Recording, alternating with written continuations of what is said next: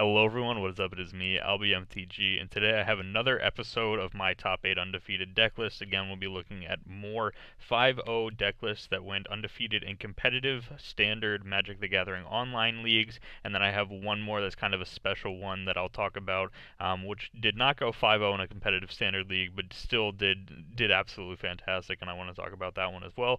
Again, you guys absolutely crush it every time I make one of these videos, so again, I'm hoping this one is the same. You guys do fantastic with all the nice comments, leaving likes on the videos, all those other kind of things. So again, I hope you guys do enjoy this one as you guys did enjoy the other ones. And without further ado, we'll go ahead and get into the video. Thanks again. Oh, also, we reached 1.5k subs today, which is just kind of mind-blowing to me. I'm still kind of in awe that I have more than like 5 subscribers, so thank you guys so much for everything as always. And now we'll get into the video. So to start things off, the first deck we're taking a look at here is Mono Blue Artifacts, also known as Paradoxical Outcome, and this is a deck that has a very special spot in my heart. Paradoxical Outcome here being the key card in this deck, 3 colorless and 1 blue for an instant to return any number of target non-land, non-token permanents you control to their owner's hands, and then draw a card for each card returned to your hand this way. So basically the way that this deck works is you play a bunch of cards that don't cost a lot. Most of them end up being artifacts, so Ornithopter here costing 0, Mox Amber as well costing 0, cards like Fountain of Renewal and Renegade Map costing us only 1. And so you play a bunch of these cards. Prophetic Prism is another card in here because it draws a card. So you pick those up and then you put them back down onto the table and you get a bunch of triggers which eventually kills your opponent with the card Aetherflux Reservoir. Aetherflux Reservoir being allowing you to pay 50 life to deal 50 damage to your opponent, and then whenever you cast a spell you gain 1 life for each spell you've cast this turn. So as you're picking up all these things and recasting them, you're gaining more life off of the reservoir, which gets your life total higher so that you can kill them with the reservoir. And like I said, this deck has a very special spot in my heart because I was playing this deck way before it was good. I was playing this deck back in Aether Revolt, Amonkhet, and Hour of Devastation. So that's like 4 sets ago, 5 sets ago, something like that. So like I said, I've been playing this deck way before it was good. We didn't have Psy back then. We didn't have some of these other good artifacts in here. But nonetheless, this deck is just super, super cool. We didn't have the Antiquities War either when I was playing it, but this deck is super sweet, and some of the M19 cards to kind of point out here is the inclusion of Fountain of Renewal. You would expect this card to see play in maybe like a black-white life gain deck with like a Johnny's Pridemate and things like that, but instead it's showing up here in this mono blue artifacts deck, and then of course Psy being a very key card here because you're casting a ton of artifact spells, which means that you're creating Thopter tokens with Psy Master Thopterist as well, and of course the ability to draw cards by sacrificing some artifacts if necessary as well.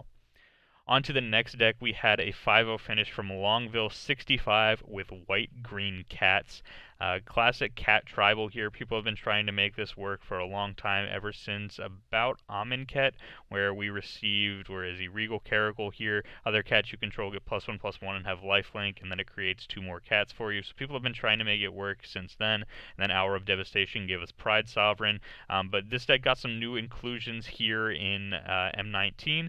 It got the inclusion of Leonin Warleader, which people are comparing to Hero Bladehold, which again is just a fantastic card. And so Leonin Warleader fits nicely in this deck as well, making cat tokens and being a cat itself, so it works nicely with Caracal and Pridemate. And then it also got the addition of a Johnny, Adversary of Tyrants, which again, super on flavor because it's a cat planeswalker, but I think even if it wasn't a cat planeswalker and this was like a Gideon card instead of an Ajani card, it would still work fantastically in this deck. Putting +1/+1 counters on your creatures, which most of them have lifelink or are given lifelink by the Regal Caracal, is super nice, and then the ability to return back some of your important cards from your graveyard, like Ajani's Pridemate, Leonin Vanguard, or Sacred Cat. And then there's a little bit of life gain synergy in here as well with things like the Leonin and Vanguard trigger, Sacred Cat having lifelink, all the other cats having lifelink from Caracal, and that allows you to get a pretty big Ajani's Pridemate as well, which is a super big inclusion here again from M19.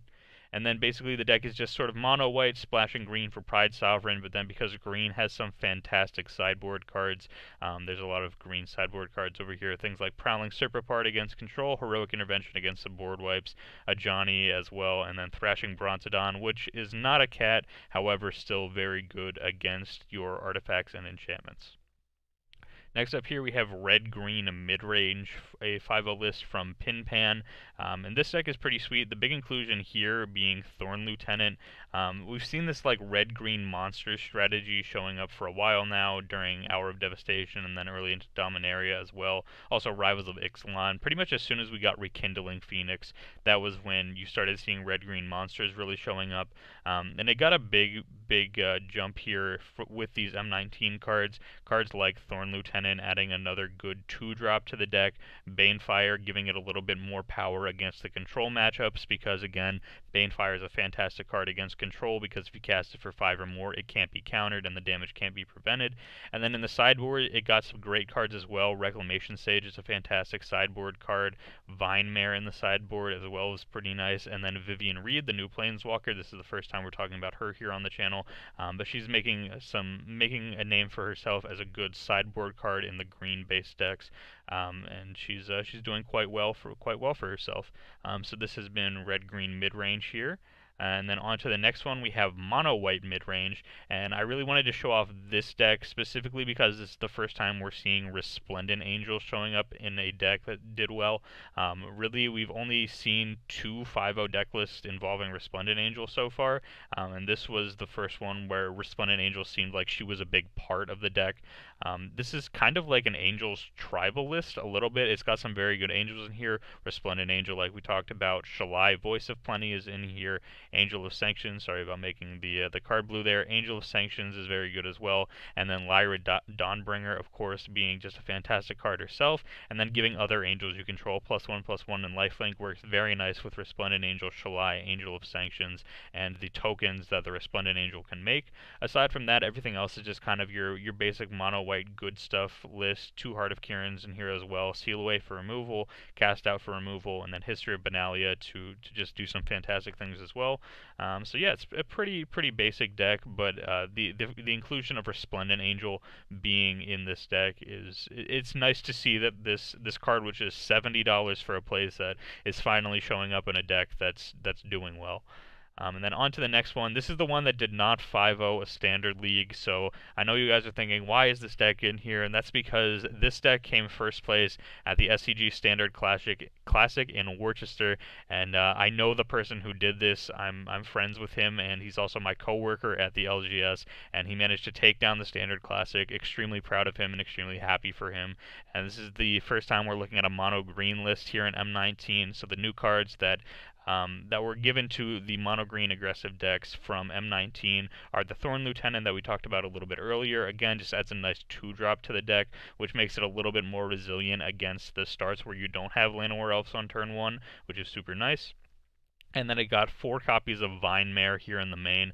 Not being able to be blocked by black creatures is pretty sweet against the Scarab God, those kind of strategies, and then Hexproof as well being strong against Scarab God strategies because they tend to run a lot of removal as well. You can see him running 4 here in the main because he was expecting quite a lot of the Scarab God decks to show up at the event, and they showed up, and he was able to take them down, which is super nice. And then again on the sideboard, 2 copies of Vivian Reed showing up again, making herself, again, a nice green sideboard staple in these green sort of mid-rangey kind of aggressive decks, and she provides a lot of help to these green-based strategies. So very nice. Again, congratulations, sir, on your fantastic finish. We're all very proud of you for taking home this victory, and well done.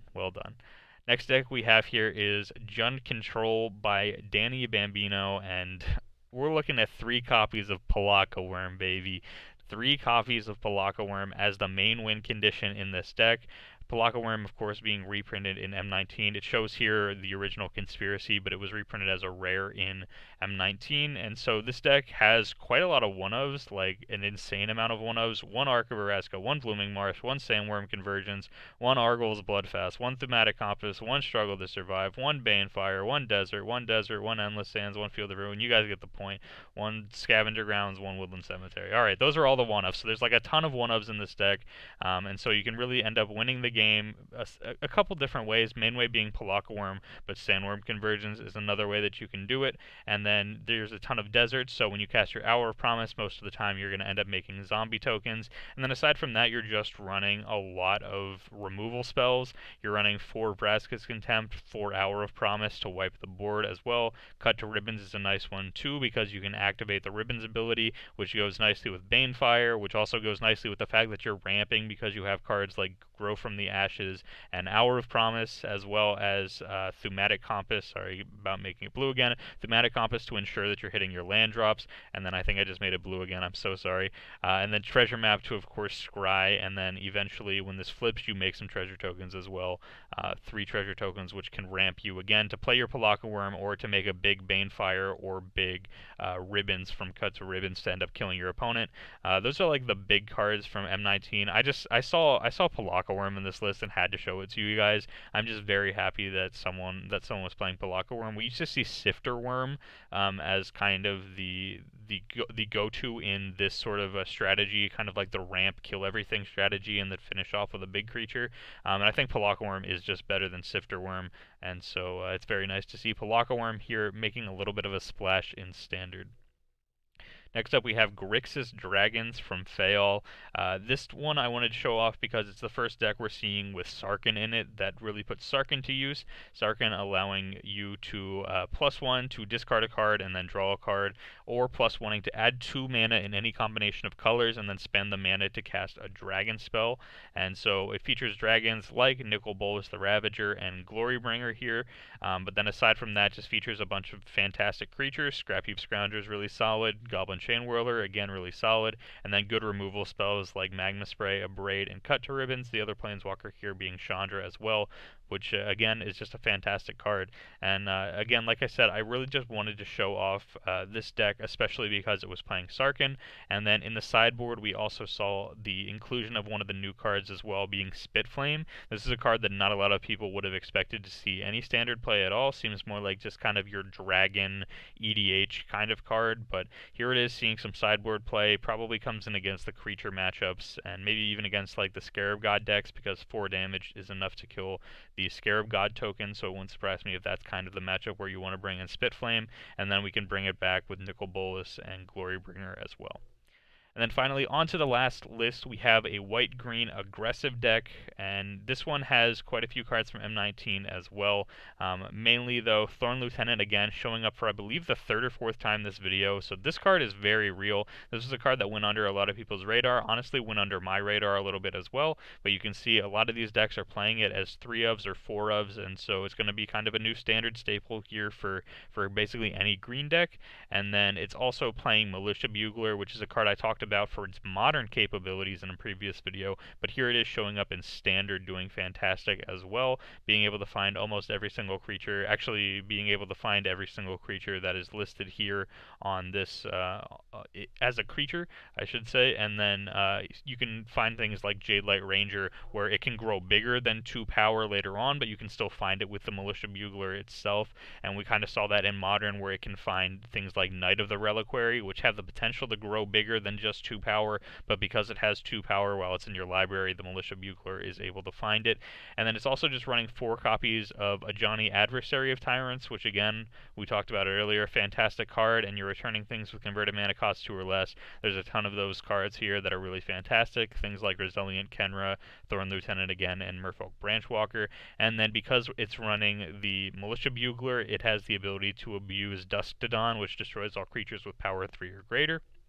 Again, just a fantastic usage here. I believe when we talked about Dustodon last time, it was in the mono white monument deck featuring Mentor of the Meek, and it did a lot of work in that deck, but you can see here that it does similar work in this one, and then Appeal to Authority as a nice combat trick to just sort of end the game. And then in the sideboard, we're looking at some more M19 cards here. Remorseful Cleric as a nice way of having a 2-power flyer that you can find with Militia Bugler, but is also quite good against the Scarab God and other graveyard decks. And then finally, 3 copies of Reclamation in the sideboard as well. Very good against your artifacts and enchantments, and has 2 power or less, so you can find it with Militia Bugler. So this has been another list of top 8 undefeated decks here for Standard. Once again, we will go through them all again. Mono blue artifacts, white green cats, red green midrange, mono white midrange, mono green aggro, Jund Control featuring Palaka Worm, Grixis Dragons with Sarkin, and then finally a white-green aggro deck using Johnny as well as Militia Bugler very, very effectively. Again, if you guys did enjoy the video like you guys did with the last one, be sure to leave a like and comment your opinions on the decks down below. I greatly, greatly appreciate it every time I make one of these videos. You guys always blow me out of the water with all your support. It's just fantastic, absolutely fantastic. Like I said in the beginning, we hit 1.5k subscribers again. I just want to say thank you one more time, and with that being said, I will see you guys here next time for another Magic the Gathering video.